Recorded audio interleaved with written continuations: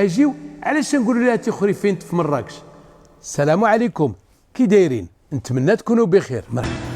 في القرن 11 وعلى حساب كتاب الفلاحه غادي نلقاو جميع انواع المزروعات اللي كانوا عندنا، بحال الحمص والفول، اللوبيا والعدس، الجنجلان والزعفران، الكمون والكرويه، الشانوج وحبه حلاوه، ايوا والخضر كانوا تقريبا كاملين، ومن بينهم كنا تنستعملوا بزاف القرعه بجميع انواعها.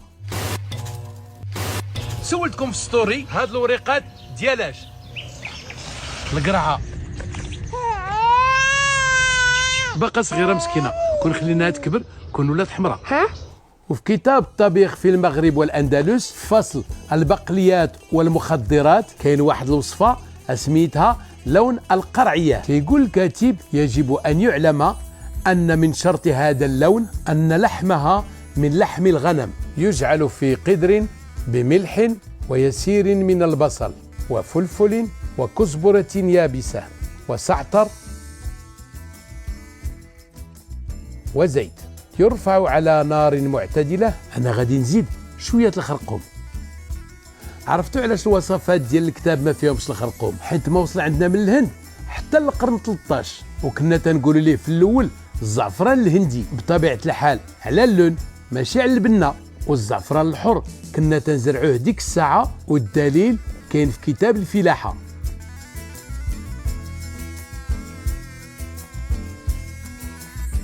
وتيقول الكاتب فإذا نضج اللحم جعل عليه قدر الكفاية من القرع المقطع. حنا القريعة أو التخريفين قطعناها قبل ودرنا عليها الملحة لمدة 20 دقيقة وغسلناها مزيان من بعد.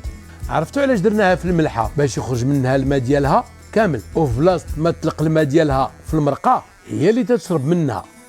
هاد العملية ديال الملحة فوق الخضرة كتسمى علميا لوسموز، وكنا تنستعملوها من ايام الموحدين. اغلب الوصفات في الدنجال كانوا تيقطعوه ويديروا عليه الملحة باش يخرجوا منه الماء والمرورة.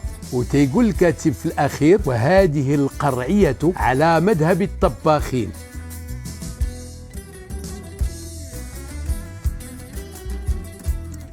أجيو علاش نقولوا لها تخريفين في مراكش؟ رجعت لديوان الفلاحة ديال ابن البصال ومشيت لزراعة القرع. لقيت بأنه في ذاك الوقت في المغرب والأندلس كانت القرعة تتجنى في أكتوبر، يعني في الخريف، وهذاك الشيء علاش سميناها تخريفين. حكايتنا سالات وشهوتنا وجدات.